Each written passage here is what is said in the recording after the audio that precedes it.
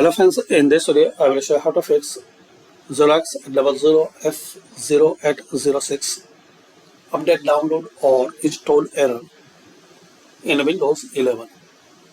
So to resolve this problem, click on Start, Settings, and here you have to click on Troubleshoot, then Other Troubleshooters. Just you have to run on Windows Update and follow the instruction which you see in this display. Once this complete, restart your system. Still you are facing problems, so you can try second method. Click on Start and type here CMD. Right click on Command Prompt, run as administrator.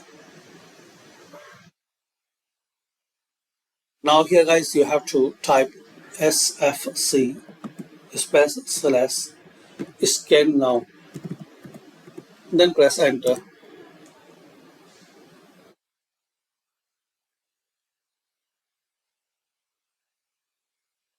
So complete this scanning, and guys it will take a couple of minutes, and once this scanning process will complete, copy this second command line.